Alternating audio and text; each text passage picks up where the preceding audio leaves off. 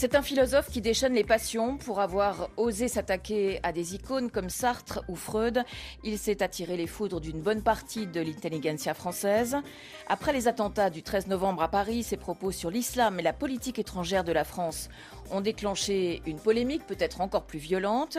On l'a accusé de tout et son contraire, islamophobe pour les uns, défenseur des djihadistes pour les autres. On lui a même reproché de faire le jeu du Front National. Il répond aujourd'hui dans Le Miroir aux Alouettes, principe d'athéisme social chez Plon. Un livre où l'on découvre aussi un homme profondément attaché à sa Normandie natale, où il a créé l'Université populaire de Caen et l'Université du goût, ouverte à tous. Michel Onfray est notre invité. Michel Onfray, bonjour. Bonjour. Dans quel état d'esprit avez-vous écrit ce livre que vous définissez comme un genre d'autobiographie politique? Est-ce que vous étiez blessé, meurtri ou juste en colère après toutes les critiques qui se sont abattues sur vous? Oh non, c'est beaucoup plus simple que ça. Je crois pas être un homme de ressentiment. Je suis un homme de mémoire, mais pas un homme de ressentiment. Le ressentiment, c'est la mémoire méchante. La mémoire, elle n'est pas obligée d'être méchante. Il suffit qu'elle soit fidèle. Et quand Olivier Poivre d'Arvor, qui dirigeait France Culture, s'est retrouvé à la porte, il m'a sollicité pour un livre d'entretien sur la politique en me disant que mon image était un petit peu brouillée dans les médias et que ce serait peut-être bien de faire un livre d'entretien. J'ai consenti à ce livre d'entretien qui finalement n'a pas été un livre d'entretien parce que j'ai fait 300 000 signes en 10 jours et que j'ai fait ce livre un peu tout seul. Et Olivier me pardonnera. Mais donc effectivement, ça ressemble à quelque chose comme une autobiographie politique, oui.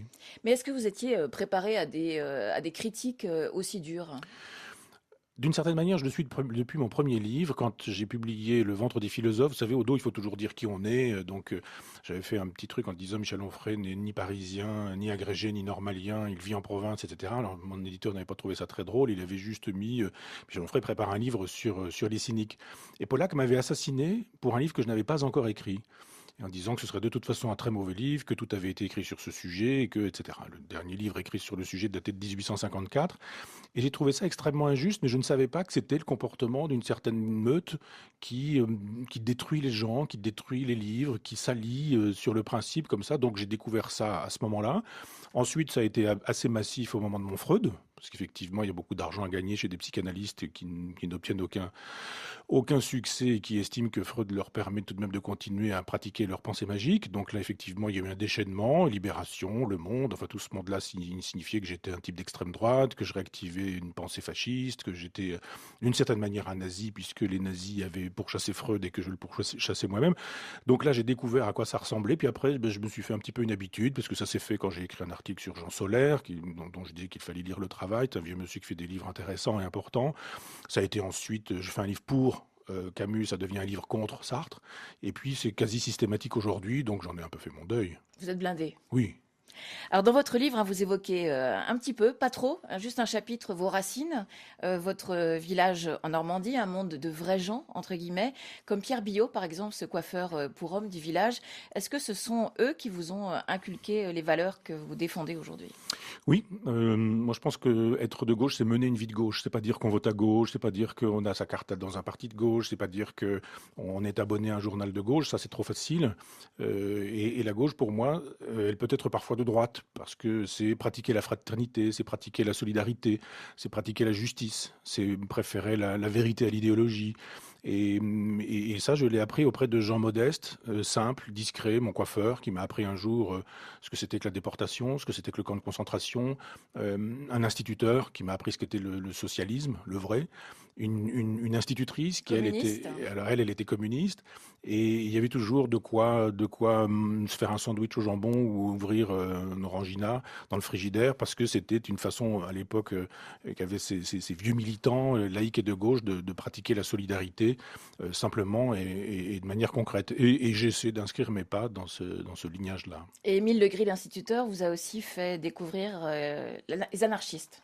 Non, alors ça c'est Pierre Billot, C'est Pierre Billot, le coiffeur. chez qui on pouvait lire Charlie Hebdo déjà, La Gueule ouverte, Harakiri, Nouvel Observateur, qui était un journal de gauche à l'époque, puis un certain nombre de journaux de la presse locale, enfin Ouest France ou le Journal de l'Orne. Et un jour, il m'a effectivement dit, regarde un peu ça, il y avait des cahiers qu'on appelait les cahiers noirs et rouges, et ma sensibilité de gauche a trouvé son sens et sa forme chez les anarchistes. Alors ils sont divers et multiples, il y a des autoritaires, il y a des pragmatiques, il y a des Allemands, il y a des Français, il y a des individualistes, mais j'ai découvert Proudhon, et c'est un socialisme pragmatique et concret auquel je reste attaché. Mourons pour des idées, d'accord, mais demain... Mourir pour des idées, ça vous parle, Michel Onfray? Ah oui, parce que d'une certaine manière, j'ai un peu appris l'anarchie chez lui aussi. C'est-à-dire qu'il n'y a pas que les grands textes de Makhno, de Bakounine ou de Kropotkin. Il y avait aussi cette façon d'être anarchiste, une façon un peu française, comme il y a eu des Sébastien Faure, des Jean Grave au XIXe siècle. Et j'aimais bien le Brassens qui disait « Mais moi j'aime si peu les flics que je traverse la rue dans les passages cloutés parce que j'ai pas envie d'avoir affaire à eux. » Et c'était une façon très, très libertaire de se comporter à l'endroit de l'ordre et de l'autorité, qui m'intéresse un peu plus que les vociférations du genre « Il faut prendre les bourgeois avec la tribu du dernier curé » ou ce genre de choses. C'est une anarchie très efficace, celle de Brassens. Alors vous dites qu'il n'y a plus de place en France pour le débat. Or, vous êtes sans doute le philosophe le plus invité sur les plateaux de télévision. Mais si je vous ai bien compris, vous trouvez que les plateaux de télé ressemblent de plus en plus à des tribunaux plutôt que des lieux de débat, d'échange? Oui, alors c'est pas parce qu'on apparaît dans un média qu'on débat. On peut apparaître dans un média et se faire inviter, y compris par des gens qui nous reprochent d'accepter d'être invités et d'être partout alors que c'est eux qui nous invitent. Je veux dire, j'ai droit à ça régulièrement sur d'autres antennes où je ne vais plus. Mais on y est invité juste pour s'y faire insulter. C'est-à-dire qu'on est invité, pas comme avec vous, je veux dire, mais je fais pas ça par flagornerie, mais je suis pas venu chez vous par hasard. Mais on est invité pour servir de punching ball. Et on dit, mais ça s'appelle un débat. Et le débat, c'est expliquez-nous, vous avez écrit ceci à telle époque dans tel journal de potache, à telle époque vous avez dit ça dans une radio suisse, vous avez fait une télévision en Allemagne dans laquelle vous disiez que, on sort tout ça du contexte et on dit justifiez-vous, vous n'êtes pas fasciste, vous n'êtes pas nazi, vous êtes sûr, vous n'êtes pas antisémite, vous n'êtes pas sûr que vous ne faites pas le jeu du Front National ou ce genre de choses. L'émission se termine et on dit mais vous voyez qu'il y a eu un débat. Et quand on a été positif dans un livre, on n'est jamais invité pour la positivité du livre, mais on est invité pour rendre possible une espèce de chose qui va rendre possible le buzz, qui permettra la reconduite de l'animateur parce qu'il aura fait des bonnes audiences. Donc je ne suis pas dupe du jeu médiatique et je pense effectivement que le jeu médiatique empêche le débat véritable. Et vous êtes très dur avec la presse, hein. Vous dites qu'elle est prisonnière à la fois des annonceurs et d'une pensée dominante du politiquement correct. Mais c'est pas être dur, ça. Et vous parlez d'inquisiteurs, de procureurs, d'avocats généraux. Ah, quand vous avez droit à des unes de presse qui font de vous le suppôt du Front National ou les intellectuels revendiqués par le Front National, Le Monde fait ça avec une photo qui est un quart de page et qui est ma photo. Ça fait 13-14 ans que je fais une université populaire. On n'a jamais vu ces gens-là faire un reportage sur l'université populaire à Caen. Et d'un seul coup, je fais le jeu du Front National, alors qu'en 2002, j'ai créé cette université populaire pour lutter contre les idées du Front National. C'est pas être dur que de dire effectivement qu'ils se choisissent des ennemis qui sont quand même un peu étonnants. Je suis étonné de voir qu'on préfère inviter Joe Starr comme rédacteur en chef invité dans Libération que moi qui défends une gauche depuis un certain temps. Donc le dire, c'est pas être cruel, c'est pas dire des méchancetés, non, c'est juste renvoyer une image qui me paraît être assez fidèle. Je crois que vous avez l'intention de lancer un média indépendant. Vous en êtes où? Qu'est-ce que vous voulez faire exactement? Je voudrais qu'on puisse entendre la voix de l'université populaire, c'est-à-dire pas la voix de Michel Onfray, parce que c'est pas moi, ce sont aussi mes amis, une vingtaine d'amis, qu'on n'entend pas et qu'on n'invite pas et qu'on ne sollicite pas et qui disent pourtant des choses sur tous les terrains, épistémologie, philosophie générale, philosophie pour enfants, enfin cinéma. Et donc je voudrais que ça puisse être le média de l'université populaire. Et ça existe depuis 2002. Oui, depuis 2002. Et je souhaiterais aussi qu'on puisse y faire des émissions de longue durée, c'est-à-dire permettre à quelqu'un pendant 1 heure de dire ce qu'il a à dire sans être interrompu, sans être obligé de lui mettre 3 invités devant le nez qui vont le questionner comme on passait jadis à la question. Je voudrais pouvoir aussi intervenir librement sans avoir d'obligation à jouer les jeux du cirque en me disant il va falloir passer entre les crachats, les insultes et peut-être qu'on n'aura même pas l'occasion de placer une idée. Donc prendre le temps justement du débat, de l'échange, de la proposition et librement parce que on est dans un bénévolat complet, donc on n'aura pas de compte à rendre à des annonceurs ou à des gens qui nous demanderont de faire de l'audimat ou de vendre quoi que ce soit. Et ça devrait commencer quand ? dans le mois qui suit. Là, on a le matériel, on a tout ça, on a le lieu, on est en train de se former un petit peu, et puis on travaille avec des gens qui sont en train de rendre diffusable. J'ai pas le vocabulaire technique pour tout ça, mais plus d'une dizaine d'années de prise de vue. Donc, non, c'est pour bientôt. Et alors, est-ce que pour vous, un philosophe se doit d'intervenir dans le débat public? Vous pensez qu'il doit tenter de faire bouger les lignes? Il y a plusieurs façons d'être philosophe et moi je n'ai jamais été de ceux qui disaient un machin n'est pas philosophe, un tel n'est pas philosophe. Je ne distribue pas des bons points de celui-ci est un philosophe ou celui-ci n'est pas un philosophe. Il y a des philosophes, des philosophies. Certains sont des philosophes concentrés sur un sujet, une question. Ils sont dans le méditatif, ils sont dans le travail de cabinet, de bureau, dans une édition un peu pointue et technique, universitaire. Je n'ai rien contre eux, donc ils peuvent très bien travailler sur un sujet comme, je sais pas, le concept de droit chez Leibniz.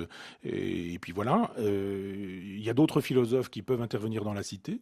Et je pense effectivement qu'on ne peut pas se contenter d'écrire des livres, il faut pouvoir intervenir dans la cité parce que c'est la grande tradition de la philosophie depuis toujours. On a ça dans l'Antiquité, un philosophe c'est d'abord quelqu'un qu'on rencontre sur l'agora ou sur le forum et qui rencontre des portefaix, des charpentiers, des potiers, des tisserands et pas du tout un professeur qui parle devant des élèves bouche bée. Non, je suis pour l'arène, pour le débat public, il faut rencontrer les gens, le monde et surtout penser le monde. C'est-à-dire il ne faut pas penser les pensées qui pensent le monde, il faut penser le monde réellement directement.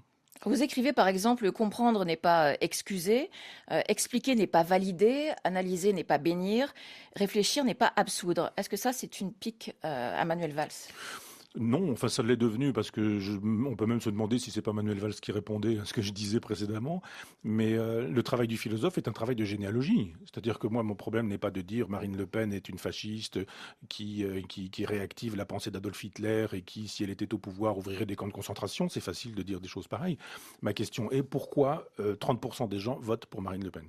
Ma question n'est pas de dire il y a des gamins qui descendent avec des mitraillettes dans la rue et qui, à coup de Kalachnikov, tuent des innocents. C'est la barbarie, c'est le retour de la sauvagerie ou ce genre de choses. Ma question est pourquoi des jeunes font-ils ce genre de choses?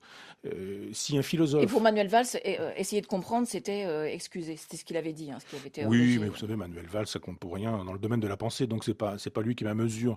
Mais je pense que Nietzsche est ma mesure, en revanche. Et quand Nietzsche pose la question de la généalogie, il fait le travail que devraient faire les journalistes, que devraient faire les historiens, que devraient faire les philosophes, c'est-à-dire d'où ça vient. Ça ne tombe pas du ciel, le terrorisme. Ça ne tombe pas du ciel, une France à 30% derrière Marine Le Pen. Ça ne tombe pas du ciel parce que ça monte de terre. Et comment est-ce que ça monte de terre? Comment est-ce que ça germe? Comment est-ce que ça pousse? Qui a planté ces graines-là? Comment est-ce que les choses se sont passées? C'est le travail que je propose de faire. C'est le travail que je fais pour ma part. Alors c'est bien plus facile, évidemment, pour ceux qui ont rendu possible Marine Le Pen, en renonçant à la gauche, en faisant de l'argent, du libéralisme et du marché, de Bernard Tapie des valeurs et des vertus dans les années 83. Tous ces gens qui ont accompagné ce mouvement de pourriture, de décomposition plutôt, de décomposition qui a rendu possible ces fleurs vénéneuses, ne veulent pas qu'on dise qu'effectivement ils ont une part de responsabilité.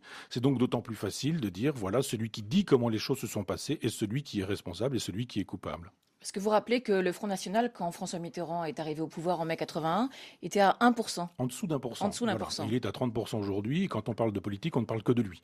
C'est le Front National qui est le noyau dur de la politique française. Faire le jeu du Front National, s'allier au Front National, faire barrage au Front National, voir ce que le Front National dit sur ce sujet-là. Enfin, c'est devenu le parti politique inévitable en France. Pourquoi? Et effectivement, je dis, mais regardez comment la gauche a instrumentalisé tout ça pour éviter qu'on voit son impéritie, pour éviter qu'on voit qu'elle s'était convertie au libéralisme, pour éviter qu'on voit qu'elle n'avait pas réussi à mener une politique véritablement de gauche. Et il fallait effectivement faire diversion. Et comme la gauche de Mitterrand savait qu'elle ne serait pas réélue sur un programme, mais qu'elle serait probablement réélue sur la division de la droite, elle a joué de cette division de la droite en instrumentalisant un Front National qui, un peu comme le ballet de l'apprenti sorcier, lui échappe aujourd'hui. Et depuis que Mitterrand a instrumentalisé le Front National en intervenant dans les médias pour que Jean-Marie Le Pen puisse s'exprimer, eh bien tout ce travail a porté aujourd'hui ses fruits. Ce sont des fruits vénéneux et personne parmi les responsables ne dira on a été coupable, on a été responsable. Il vaut mieux désigner plutôt le pompier comme responsable du feu, alors que moi je ne fais jamais que démonter les rouages de cette machine dont tout le monde dit qu'elle est pénible. étrangère de la France, qui selon vous est une politique de guerre faite à de nombreux pays musulmans. Quand la France intervient par exemple au Mali, elle ne fait pas la guerre à un pays musulman, elle s'en prend à des groupes terroristes ou djihadistes. Pour vous, il n'y a pas de différence? Vous dites pays musulman à chaque fois. Oui, mais parce qu'il s'agit quand même d'attaquer des musulmans. Je pense que les troupes que nous combattions là-bas étaient des troupes musulmanes, mais simplement, là aussi, je veux poser la question, pourquoi intervient-on au Mali? On ne va pas me faire croire que c'est parce que le président du Mali a demandé. Hein. On a demandé au président qu'il nous demande. Mais je demande juste que, toujours dans cette logique de la généalogie, on fasse un peu de géologie. Un peu de géologie pour savoir à quoi ressemble le sous-sol du Mali et quelles sont les relations que les pays européens entretiennent avec le sous-sol du Mali, notamment avec l'uranium qui rend possible nos centrales nucléaires. C'est quand même très étonnant qu'on intervienne dans certains pays et pas dans d'autres. Pourquoi on n'intervient pas en Corée du Nord? Pourquoi est-ce qu'on n'intervient pas à Cuba? Pourquoi est-ce qu'on n'intervient pas en Chine? Pourquoi est-ce qu'on n'intervient pas en Arabie Saoudite où on sait très bien que les droits de l'homme sont abondamment bafoués? On intervient comme par hasard dans des pays où on a des intérêts économiques, des intérêts qui relèvent du néocolonialisme.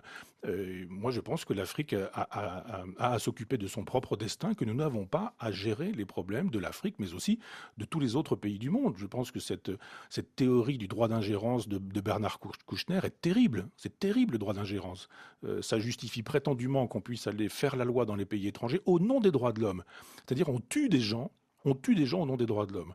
On supprime des dictateurs en prétendant qu'on va instaurer de facto la démocratie. Et quand on a tué un dictateur laïque, on obtient une anarchie qui est dommageable, puisqu'on voit bien aujourd'hui que tous les flux migratoires sont induits par les politiques que nous avons menées depuis 1991, derrière George Bush, et qui est une politique impérialiste pour l'économie, et sauf quelques rares épisodes, je pense à Jacques Chirac et à Villepin, avec un magnifique discours qui a été donné à l'ONU, nous avons effectivement mené une politique qui a été dommageable pour un certain nombre de pays musulmans. Je rappelle souvent que 4 millions de morts musulmans ont été occasionnés par cette politique décidée par Bush en 1991, une politique à laquelle souscrit François Mitterrand, c'est-à-dire trahison politique de Mitterrand en 83, il cesse d'être de gauche et devient libéral, on a Marine Le Pen, trahison du pacifisme de gauche en 1991, Mitterrand s'en va derrière George Bush pour tous ses passages à tabac sur la planète qui génèrent aujourd'hui le terrorisme dans nos rues, en partie. Alors, on va essayer de terminer sur cette première partie sur une note peut-être un peu plus optimiste avec l'histoire du colibri et Pierre Rabhi. Chacun peut apporter sa goutte d'eau pour faire changer les choses.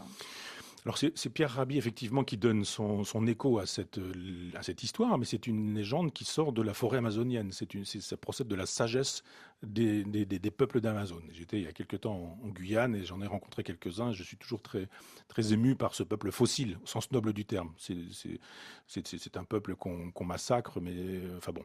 Et effectivement, le colibri, on raconte qu'il y a un incendie dans la forêt et que le colibri s'en va porter quelques gouttes d'eau dans son bec sur l'incendie et que tout le monde se moque. Le boa constrictor se moque, le phacochère se moque, enfin tous les animaux se moquent du colibri en lui disant t'as bonne mine avec tes 3 gouttes d'eau sur la forêt. Et le colibri dit oui, ça ne suffira pas, mais moi j'ai fait ma part, vous avez-vous fait la vôtre? Michel Onfray, on se retrouve dans 3 minutes, juste après le flash d'information. Est notre invité pour son autobiographie politique Le miroir aux alouettes et Patrick Frémaux nous a rejoint dans ce studio. Bonjour. Bonjour. Vous êtes galeriste, marchand d'art, mais aussi éditeur de philosophie et d'archives sonores. Et votre galerie à Vincennes, Patrick Frémaux, abrite jusqu'au 28 mai une exposition plutôt originale. On peut admirer des masques et des statues africains, aux côtés de lithographies et d'estampes du peintre Robert Combas, tout en écoutant une conférence de Michel Onfray sur Combas. Comment avez-vous eu l'idée de cette interaction, de ce dialogue entre les œuvres de Robert Combas et l'art africain? L'idée, elle saute aux yeux lorsqu'on voit l'œuvre de Combas et le cours de Michel exprime cet aller-retour entre ce peintre contemporain qui est l'un des peintres les plus importants français à l'heure actuelle dans le monde avec Alain Chesky, qui est présent dans beaucoup de musées et qui pourtant n'est pas une expression abstraite, n'est pas une expression intellectuelle, mais une impression du ressenti et infiniment plus précise. Donc le travail des éditions et de la Galerie Frémaux et Associés, c'est de faire tout un travail sur le patrimoine, quel qu'il soit, en mettant à égalité les patrimoines populaires des patrimoines intellectuels. Donc que ce soit au niveau des archives, on a aussi bien les discours de tous les présidents de la République, de Léon Blum jusqu'à Jacques Chirac en passant par Pierre Mendès France, que des témoignages de mineurs, des témoignages de marins.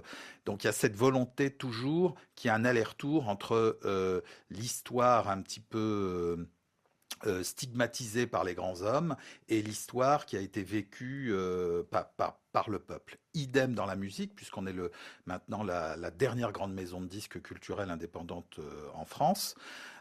Cet aller-retour entre les musiques folkloriques et les musiques écrites ou les musiques élaborées urbaines comme le jazz. Et donc, pour la galerie, c'est la même chose. Il y a des allers-retours entre des œuvres intellectuelles et des œuvres d'art coutumier ou des œuvres d'art tribal.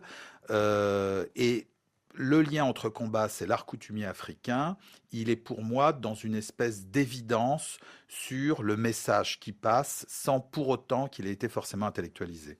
Michel Onfray, vous aussi, il vous semble évident ce lien, cette filiation entre l'art tribal et l'œuvre de Robert Combas?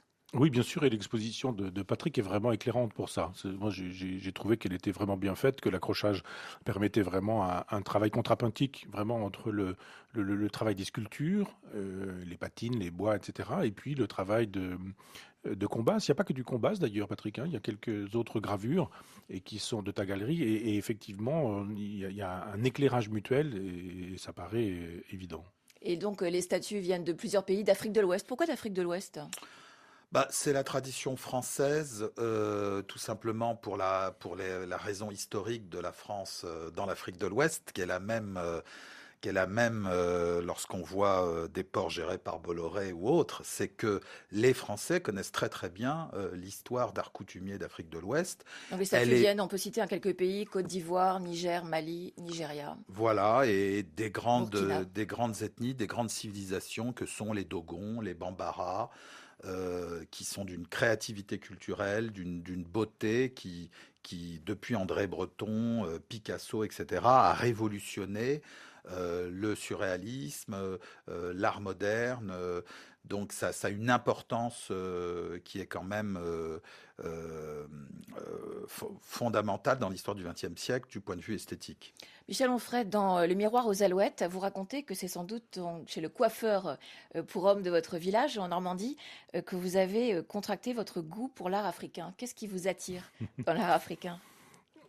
Oui, on avait dans le village le fils d'un mécanicien qui était devenu prof de géographie à Dakar et qui avait rapporté un masque d'âne à Pierre Billot, mon ami coiffeur. Donc, et effectivement, il y avait ce masque qui m'a regardé pendant toute mon enfance, pendant qu'on se faisait coiffer, là, qui était un peu extravagant dans un petit salon de coiffure. Et effectivement, je suis un peu collectionneur d'art africain parce que je trouve qu'il y a une vérité fossile dans ce peuple. Quand je dis fossile, c'est précieux, comme un diamant est un fossile. Et moi, j'aime les pensées animistes, j'aime les pensées polythéistes, j'aime le rapport au monde des Africains. Même si d'autres endroits m'intéressent, je suis un peu collectionneur aussi d'art chamanique du Népal, parce qu'il y a une pensée primitive que nous avons perdue. Les gens à l'époque n'étaient pas séparés de la nature, ils étaient dans le cosmos, présents dans le cosmos, et il y avait des chamans qui étaient des grands génies pour capter l'énergie du monde, et je trouve que cette sagesse qui a quand même été abîmée par le colonialisme et le colonialisme spirituel qui a été le christianisme dans ces pays-là, ils nous donnent des leçons, des vraies leçons d'écologie qui pourraient être des leçons d'écosophie. Quand on s'intéresse à l'art africain, on voit effectivement qu'il y a des pensées extrêmement élaborées. Patrick parlait des Bambara, par exemple, des pensées extrêmement élaborées, ou Dieudo, par exemple, de Marcel Griaule, qui nous permettent de voir qu'il y a une cosmogonie, une philosophie, une sagesse. Et en Occident, on a un rapport un peu ethnocentré, c'est-à-dire la philosophie, elle commence en Grèce, au 7e siècle avant Jésus-Christ. C'est pas vrai. Il y a une philosophie africaine, bien sûr, il y a une philosophie chinoise, il y a une philosophie indienne. À l'époque, les gens circulaient, Et dans leur circulation, les circulations de commerce, si vous regardez les voies de commerce, vous apercevez que les philosophes, les penseurs, les sages, les chamans, les astrologues, qui sont aussi des astronomes, tous ces gens-là utilisaient les mêmes voies, discutaient, et qu'on ne peut pas imaginer que la pensée présocratique, par exemple, d'un Pythagore, se soit faite sans les pensées primitives, premières au sens étymologique, des Indiens, les fameux gymnosophistes, qui sont finalement les hindouistes. Et il y a dans la pensée africaine matière à une vraie philosophie du monde, une cosmogonie, une philosophie, une ontologie. Enfin, je prends cette philosophie-là très au sérieux, et j'estime qu'on devrait éditer plus encore leurs textes, qu'on pourrait faire un travail, ce que fait Patrick, des travaux de recollection ou de collection des oralités, puisque les civilisations orales, par définition, disparaissent en même temps que ceux qui ne sont plus capables de les transmettre, soit parce qu'elles n'ont pas été transmises, soit parce que les anciens ont disparu, soit parce qu'il n'y a pas eu un micro qui leur a été tendu à ce moment-là. Mais il y a une sagesse à aller voir dans ces mondes-là. Et quand j'achète un peu d'art africain, je me retrouve en présence d'un témoignage de cette sagesse qui nous est, hélas, étrangère. Et c'est le côté chaman aussi chez Combas qui vous a attiré? Oui, bien sûr, c'est un chaman, Robert. C'est un vrai chaman. On lui dirait, tu ne vendras plus jamais aucune toile, tu ne pourras plus jamais être exposé nulle part, tu ne seras plus jamais chroniqué dans aucun journal, je ne sais quoi. Il continuerait parce que c'est un homme qui est une pile électrique. Il est en relation avec l'énergie du monde, et je l'ai vu travailler, j'ai vu comment il fabriquait des toiles. Et de fait, on voit bien qu'il est branché directement sur l'énergie du monde. C'est un cosmographe, un sismographe. Un sismographe du monde. Oui. Et c'est aussi ce côté chamanique que l'on retrouve dans les statues et les masques que vous exposez, puisque beaucoup ont servi pour des cérémonies rituelles, des cérémonies d'initiation. Alors c'est vrai que nous présentons de l'art coutumier, c'est-à-dire des objets qui ont servi, des statues qui ont servi à des cultes, des masques qui ont dansé. Et c'est tout l'intérêt de cet art qui a une vocation cultuelle en sus de notre capacité à y voir une prouesse esthétique. Mais ce que j'ai réalisé moi-même lorsque l'expo était montée, c'était que Michel Onfray et moi-même étions dans deux sens différents, mais dans la même direction. C'est-à-dire qu'à l'instar des collections qui étaient au musée des colonies dans le bois de Vincennes et qui sont passées au centre de Paris dans le musée du Quai Branly, et Paris qui a donné ce geste de dire, vous voyez, tout cet art coutumier, tout cet art ancestral primitif, nous le mettons au centre de Paris, à l'égal du musée du Louvre, du musée d'Orsay, donc à l'égal de l'art occidental. C'était un signal très fort de reconnaissance de l'institution à l'égard d'autres formes d'art.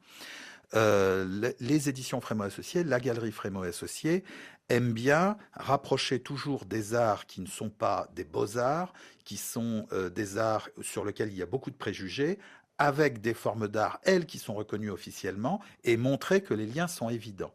Et Michel a fait l'inverse, mais pour prouver la même chose, il a pris l'artiste contemporain actuel, à mon avis, le plus important de sa génération, et il lui a donné toute sa légitimité en allant vers l'ancestralité des savoirs, du pouvoir et de la connaissance.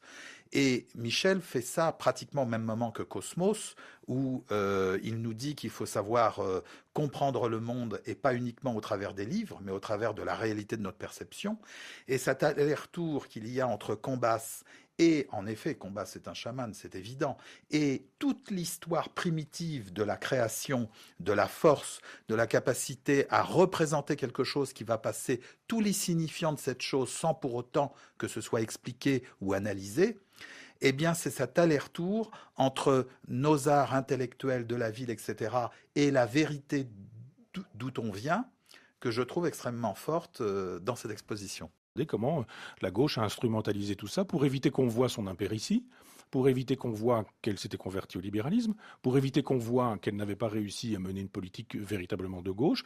Et il fallait effectivement faire diversion. Et comme la gauche de Mitterrand savait qu'elle ne serait pas réélue sur un programme, mais qu'elle serait probablement réélue sur la division de la droite, elle a joué de cette division de la droite en instrumentalisant un Front National qui, un peu comme le ballet de l'apprenti sorcier, lui échappe aujourd'hui. Et depuis que Mitterrand a instrumentalisé le Front National en intervenant dans les médias pour que Jean-Marie Le Pen puisse s'exprimer, eh bien tout ce travail a apporté aujourd'hui ses fruits. Ce sont des fruits vénéneux, et personne parmi les responsables ne dira on a été coupable, on a été responsable. Il vaut mieux désigner plutôt le pompier comme responsable du feu, alors que moi je ne fais jamais que démonter les rouages de cette machine dont tout le monde dit qu'elle est pénible. étrangère de la France, qui selon vous est une politique de guerre faite à de nombreux pays musulmans. Quand la France intervient par exemple au Mali, elle ne fait pas la guerre à un pays musulman, elle s'en prend à des groupes terroristes ou djihadistes. Pour vous, il n'y a pas de différence? Vous dites pays musulman à chaque fois. Oui, mais parce qu'il s'agit quand même d'attaquer des musulmans. Je pense que les troupes que nous combattions là-bas étaient des troupes musulmanes, mais simplement, là aussi, je veux poser la question, pourquoi intervient-on au Mali? On ne va pas me faire croire que c'est parce que le président du Mali a demandé. Hein. On a demandé au président qu'il nous demande. Mais je demande juste que, toujours dans cette logique de la généalogie, on fasse un peu de géologie. Un peu de géologie pour savoir à quoi ressemble le sous-sol du Mali et quelles sont les relations que les pays européens entretiennent avec le sous-sol du Mali, notamment avec l'uranium qui rend possible nos centrales nucléaires. C'est quand même très étonnant qu'on intervienne dans certains pays et pas dans d'autres. Pourquoi on n'intervient pas en Corée du Nord? Pourquoi est-ce qu'on n'intervient pas à Cuba? Pourquoi est-ce qu'on n'intervient pas en Chine? Pourquoi est-ce qu'on n'intervient pas en Arabie Saoudite où on sait très bien que les droits de l'homme sont abondamment bafoués? On intervient comme par hasard dans des pays où on a des intérêts économiques, des intérêts qui relèvent du néocolonialisme. Moi, je pense que l'Afrique a à s'occuper de son propre destin, que nous n'avons pas à gérer les problèmes de l'Afrique, mais aussi de tous les autres pays du monde. Je pense que cette théorie du droit d'ingérence de Bernard Kouchner est terrible. C'est terrible, le droit d'ingérence. Ça justifie prétendument qu'on puisse aller faire la loi dans les pays étrangers au nom des droits de l'homme. C'est-à-dire on tue des gens au nom des droits de l'homme.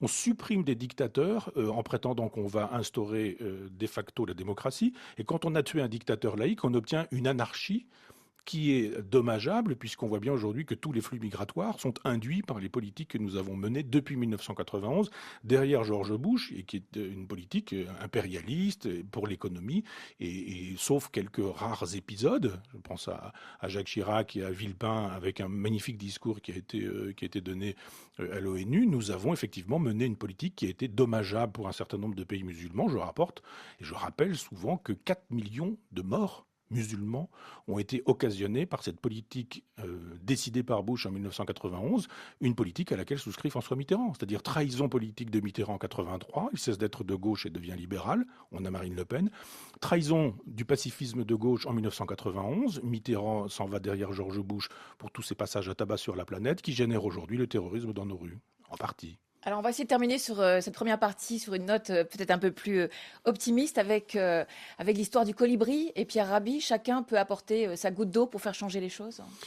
Alors c'est Pierre Rabhi effectivement qui donne son écho à cette histoire, mais c'est une légende qui sort de la forêt amazonienne. Ça procède de la sagesse des peuples d'Amazon. J'étais il y a quelque temps en Guyane et j'en ai rencontré quelques-uns. Je suis toujours très, très ému par ce peuple fossile, au sens noble du terme. C'est un peuple qu'on massacre, mais enfin bon.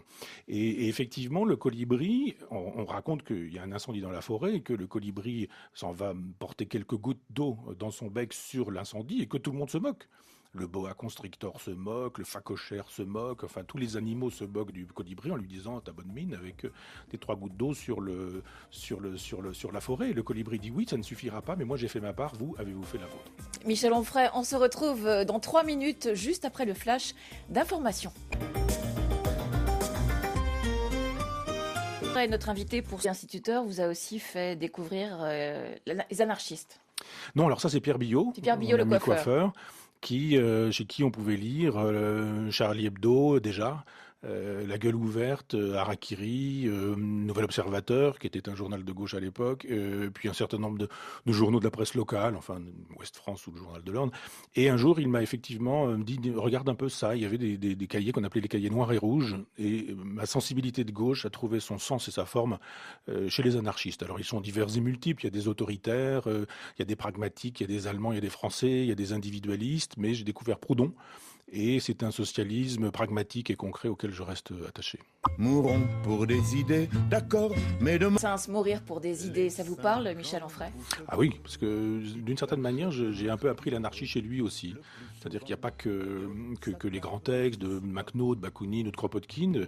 Il y avait aussi cette façon d'être anarchiste, une façon un peu française, comme il y a eu des Sébastien Faure, des Jean Grave au XIXe siècle. Et j'aimais bien le Brassens qui disait, mais moi j'aime si peu les flics que je traverse la rue dans les passages cloutés parce que j'ai pas envie d'avoir affaire à eux. Et c'était une façon très, très libertaire de se comporter à l'endroit de l'ordre et de l'autorité, qui m'intéresse un peu plus que les vociférations du genre il faut prendre les bourgeois avec la tribu du dernier curé ou ce genre de choses. C'est une anarchie très efficace, celle de Brassens. Alors vous dites qu'il n'y a plus de place en France pour le débat. Or vous êtes sans doute le philosophe le plus invité sur les plateaux de télévision. Mais si je vous ai bien compris, vous trouvez que les plateaux de télé ressemblent de plus en plus à des tribunaux plutôt que des lieux de débat, d'échange? Oui, alors c'est pas parce qu'on apparaît dans un média qu'on débat. On peut apparaître dans un média et se faire inviter, y compris par des gens qui nous reprochent d'accepter d'être invités et d'être partout alors que c'est eux qui nous invitent. Je veux dire, j'ai droit à ça régulièrement sur d'autres antennes où je ne vais plus. Mais on y est invité juste pour s'y faire insulter. C'est-à-dire qu'on est invité, pas comme avec vous, je veux dire, mais je fais pas ça par flagornerie, mais je suis pas venu chez vous par hasard. Mais on est invité pour servir de punching ball. Et on dit, mais ça s'appelle un débat. Et le débat, c'est expliquez-nous, vous avez écrit ceci à telle époque dans tel journal de potache, à telle époque vous avez dit ça dans une radio suisse, vous avez fait une télévision en Allemagne dans laquelle vous disiez que, on sort tout ça du contexte et on dit justifiez-vous, vous n'êtes pas fasciste, vous n'êtes pas nazi, vous êtes sûr, vous n'êtes pas antisémite, vous n'êtes pas sûr que vous ne faites pas le jeu du Front National ou ce genre de choses, l'émission se termine et on dit mais vous voyez qu'il y a eu un débat. Et quand on a été positif dans un livre, on n'est jamais invité pour la positivité du livre, mais on est invité pour rendre possible une espèce de chose qui va rendre possible le buzz, qui permettra la reconduite de l'animateur parce qu'il aura fait des bonnes audiences. Donc je ne suis pas dupe du jeu médiatique et je pense effectivement que le jeu médiatique empêche le débat véritable. Et vous êtes très dur avec la presse, hein. Vous dites qu'elle est prisonnière à la fois des annonceurs et d'une pensée dominante du politiquement correct. Mais c'est pas être dur, ça. Et vous parlez d'inquisiteurs, de procureurs, d'avocats généraux. Ah, quand vous avez droit à des unes de presse qui font de vous le suppôt du Front National ou les intellectuels revendiqués par le Front National, Le Monde fait ça avec une photo qui est un quart de page et qui est ma photo. Ça fait 13-14 ans que je fais une université populaire. On n'a jamais vu ces gens-là faire un reportage sur l'université populaire à Caen. Et d'un seul coup, je fais le jeu du Front National, alors qu'en 2002, j'ai créé cette université populaire pour lutter contre les idées du Front National. C'est pas être dur que de dire effectivement qu'ils se choisissent des ennemis qui sont quand même un peu étonnants. Je suis étonné de voir qu'on préfère inviter Joe Starr comme rédacteur en chef invité dans Libération que moi qui défends une gauche depuis un certain temps. Donc le dire, c'est pas être cruel, c'est pas dire des méchancetés, non, c'est juste renvoyer une image qui me paraît être assez fidèle. Je crois que vous avez l'intention de lancer un média indépendant. Vous en êtes où? Qu'est-ce que vous voulez faire exactement? Je voudrais qu'on puisse entendre la voix de l'université populaire, c'est-à-dire pas la voix de Michel Onfray, parce que c'est pas moi, ce sont aussi mes amis, une vingtaine d'amis, qu'on n'entend pas et qu'on n'invite pas et qu'on ne sollicite pas et qui disent pourtant des choses sur tous les terrains, épistémologie, philosophie générale, philosophie pour enfants, enfin cinéma. Et donc je voudrais que ça puisse être le média de l'université populaire. Et ça existe depuis 2002. Oui, depuis 2002. Et je souhaiterais aussi qu'on puisse y faire des émissions de longue durée, c'est-à-dire permettre à quelqu'un, pendant 1 heure, de dire ce qu'il a à dire sans être... Son autobiographie politique, Le miroir aux alouettes. Et Patrick Frémaux nous a rejoint dans ce studio. Bonjour. Bonjour. Vous êtes galeriste, marchand d'art, mais aussi éditeur de philosophie et d'archives sonores.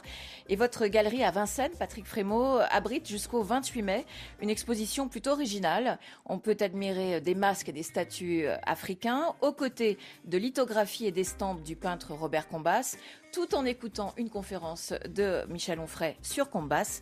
Comment avez-vous eu l'idée de cette interaction, de ce dialogue entre les œuvres de Robert Combas et l'art africain? L'idée, elle saute aux yeux lorsqu'on voit l'œuvre de Combas. Et le cours de Michel exprime cet aller-retour entre ce peintre contemporain qui est l'un des peintres les plus importants français à l'heure actuelle dans le monde, avec Alain Chesky, qui est présent dans beaucoup de musées et qui pourtant n'est pas une expression abstraite, n'est pas une expression intellectuelle, mais une impression du ressenti et infiniment plus précise. Donc le travail des éditions et de la Galerie Frémaux et Associés, c'est de faire tout un travail sur le patrimoine, quel qu'il soit, en mettant à égalité les patrimoines populaires des patrimoines intellectuels. Donc que ce soit au niveau des archives, on a aussi bien les discours de tous les présidents de la République, de Léon Blum jusqu'à Jacques Chirac en passant par Pierre Mendès France, que des témoignages de mineurs, des témoignages de marins. Donc il y a cette volonté toujours qu'il y a un aller-retour entre l'histoire un petit peu stigmatisée par les grands hommes et l'histoire qui a été vécue par le peuple. Idem dans la musique, puisqu'on est maintenant la dernière grande maison de disques culturelle indépendante en France. Cet aller-retour entre les musiques folkloriques et les musiques écrites ou les musiques élaborées urbaines comme le jazz. Et donc pour la galerie, c'est la même chose. Il y a des allers-retours entre des œuvres intellectuelles et des œuvres d'art coutumier ou des œuvres d'art tribal. Et le lien entre Combas et l'art coutumier africain, il est pour moi dans une espèce d'évidence sur le message qui passe sans pour autant qu'il ait été forcément intellectualisé. Michel Onfray, vous aussi, il vous semble évident ce lien, cette filiation entre l'art tribal et l'œuvre de Robert Combas? Oui, bien sûr, et l'exposition de Patrick est vraiment éclairante pour ça. Moi, j'ai trouvé qu'elle était vraiment bien faite, que l'accrochage permettait vraiment un travail contrapuntique, vraiment entre le travail des sculptures, les patines, les bois, etc., et puis le travail de Combas. Il n'y a pas que du Combas d'ailleurs, Patrick, hein, il y a quelques autres gravures et qui sont de ta galerie, et effectivement, il y a un éclairage mutuel, et ça paraît évident. Et donc, les statues viennent de plusieurs pays d'Afrique de l'Ouest. Pourquoi d'Afrique de l'Ouest? C'est la tradition française, tout simplement pour la raison historique de la France dans l'Afrique de l'Ouest, qui est la même, lorsqu'on voit des ports gérés par Bolloré ou autres, c'est que les Français connaissent très très bien l'histoire d'art coutumier d'Afrique de l'Ouest. Donc les statues viennent, on peut citer quelques pays, Côte d'Ivoire, Niger, Mali, Nigeria. Voilà, et des grandes Burkina.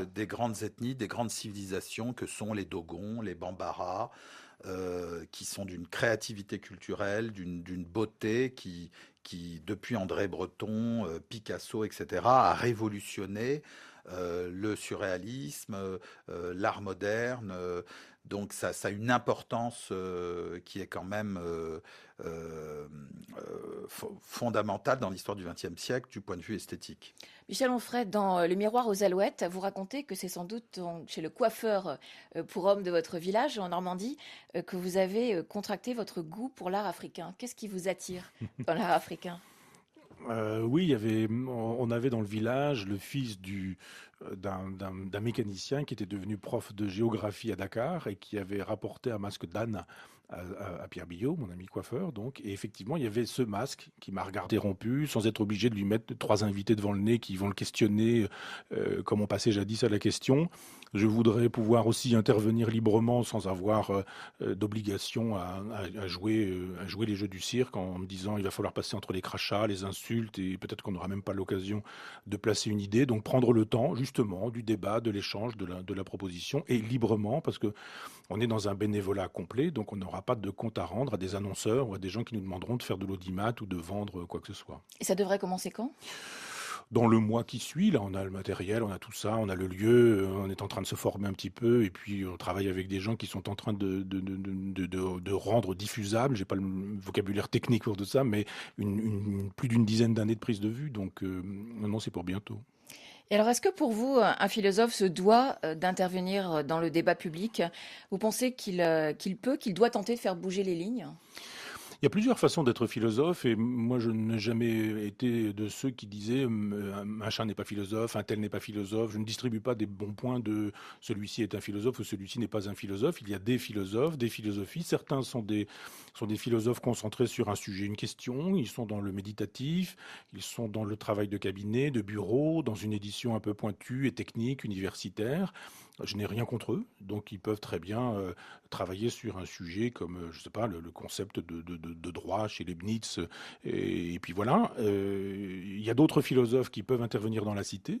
Et je pense effectivement qu'on ne peut pas se contenter d'écrire des livres, il faut pouvoir intervenir dans la cité parce que c'est la grande tradition de la philosophie depuis toujours. On a ça dans l'Antiquité, un philosophe c'est d'abord quelqu'un qu'on rencontre sur l'agora ou sur le forum et qui rencontre des portefaix, des charpentiers, des potiers, des tisserands et pas du tout un professeur qui parle devant des élèves bouche bée. Non, je suis pour l'arène, pour le débat public, il faut rencontrer les gens, le monde et surtout penser le monde. C'est-à-dire il ne faut pas penser les pensées qui pensent le monde, il faut penser le monde réellement directement. Vous écrivez par exemple, comprendre n'est pas excuser, expliquer n'est pas valider, analyser n'est pas bénir, réfléchir n'est pas absoudre. Est-ce que ça c'est une pique à Manuel Valls? Non, enfin ça l'est devenu parce que on peut même se demander si c'est pas Manuel Valls qui répondait à ce que je disais précédemment. Mais le travail du philosophe est un travail de généalogie. C'est-à-dire que moi, mon problème n'est pas de dire Marine Le Pen est une fasciste qui réactive la pensée d'Adolf Hitler et qui, si elle était au pouvoir, ouvrirait des camps de concentration. C'est facile de dire des choses pareilles. Ma question est pourquoi 30% des gens votent pour Marine Le Pen? Ma question n'est pas de dire il y a des gamins qui descendent avec des mitraillettes dans la rue et qui, à coup de Kalachnikov, tuent des innocents. C'est la barbarie, c'est le retour de la sauvagerie ou ce genre de choses. Ma question est pourquoi des jeunes font-ils ce genre de choses? Si un philosophe... Et pour Manuel Valls, essayer de comprendre, c'était excuser. C'était ce qu'il avait dit, ce qui avait été Oui, mais vous savez, Manuel Valls, ça compte pour rien dans le domaine de la pensée, donc c'est pas lui qui est ma mesure. Mais je pense que Nietzsche est ma mesure, en revanche. Et quand Nietzsche pose la question de la généalogie, il fait le travail que devraient faire les journalistes, que devraient faire les historiens, que devraient faire les philosophes, c'est-à-dire d'où ça vient. Ça ne tombe pas du ciel, le terrorisme. Ça ne tombe pas du ciel, une France à 30% derrière Marine Le Pen. Ça ne tombe pas du ciel parce que ça monte de terre. Et comment est-ce que ça monte de terre? Comment est-ce que ça germe? Comment est-ce que ça pousse? Qui a planté ces graines-là? Comment est-ce que les choses se sont passées? C'est le travail que je propose de faire. C'est le travail que je fais pour ma part. Alors c'est bien plus facile, évidemment, pour ceux qui ont rendu possible Marine Le Pen, en renonçant à la gauche, en faisant de l'argent, du libéralisme et du marché, de Bernard Tapie des valeurs et des vertus dans les années 83. Tous ces gens qui ont accompagné ce mouvement de pourriture, de décomposition plutôt, de décomposition qui a rendu possible ces fleurs vénéneuses, ne veulent pas qu'on dise qu'effectivement ils ont une part de responsabilité. C'est donc d'autant plus facile de dire, voilà, celui qui dit comment les choses se sont passées est celui qui est responsable et celui qui est coupable. Parce que vous rappelez que le Front National, quand François Mitterrand est arrivé au pouvoir en mai 81, était à 1%. En dessous d'1%. En dessous d'1%. Voilà. Il est à 30% aujourd'hui. Et quand on parle de politique, on ne parle que de lui. C'est le Front National qui est le noyau dur de la politique française. Faire le jeu du Front National, s'allier au Front National, faire barrage au Front National, voir ce que le Front National dit sur ce sujet-là. Enfin, c'est devenu le parti politique inévitable en France. Pourquoi? Et effectivement, je dis, mais regardez. C'est un philosophe qui déchaîne les passions pour avoir osé s'attaquer à des icônes comme Sartre ou Freud. Il s'est attiré les foudres d'une bonne partie de l'intelligentsia française. Après les attentats du 13 novembre à Paris, ses propos sur l'islam et la politique étrangère de la France ont déclenché une polémique peut-être encore plus violente. On l'a accusé de tout et son contraire, islamophobe pour les uns, défenseur des djihadistes pour les autres. On lui a même reproché de faire le jeu du Front National. Il répond aujourd'hui dans Le Miroir aux Alouettes, principe d'athéisme social chez Plomb. Un livre où l'on découvre aussi un homme profondément attaché à sa Normandie natale, où il a créé l'Université populaire de Caen et l'Université du goût, ouverte à tous. Michel Onfray, notre invité. Michel Onfray, bonjour. Bonjour. Dans quel état d'esprit avez-vous écrit ce livre que vous définissez comme un genre d'autobiographie politique? Est-ce que vous étiez blessé, meurtri ou juste en colère après toutes les critiques qui se sont abattues sur vous? Oh non, c'est beaucoup plus simple que ça. Je ne crois pas être un homme de ressentiment. Je suis un homme de mémoire, mais pas un homme de ressentiment. Le ressentiment, c'est la mémoire méchante. La mémoire, elle n'est pas obligée d'être méchante. Il suffit qu'elle soit fidèle. Et quand Olivier Poivre d'Arvor, qui dirigeait France Culture, s'est retrouvé à la porte, il m'a sollicité pour un livre d'entretien sur la politique en me disant que mon image était un petit peu brouillée dans les médias et que ce serait peut-être bien de faire un livre d'entretien. J'ai consenti à ce livre d'entretien qui finalement n'a pas été un livre d'entretien parce que j'ai fait 300 000 signes en 10 jours et que j'ai fait ce livre un peu tout seul. Et Olivier me pardonnera. Mais donc effectivement, ça ressemble à quelque chose comme une autobiographie politique, oui.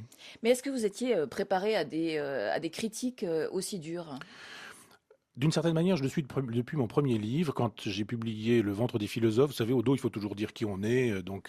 J'avais fait un petit truc en disant Michel Onfray n'est ni parisien, ni agrégé, ni normalien. Il vit en province, etc. Alors, mon éditeur n'avait pas trouvé ça très drôle. Il avait juste mis Michel Onfray prépare un livre sur les cyniques.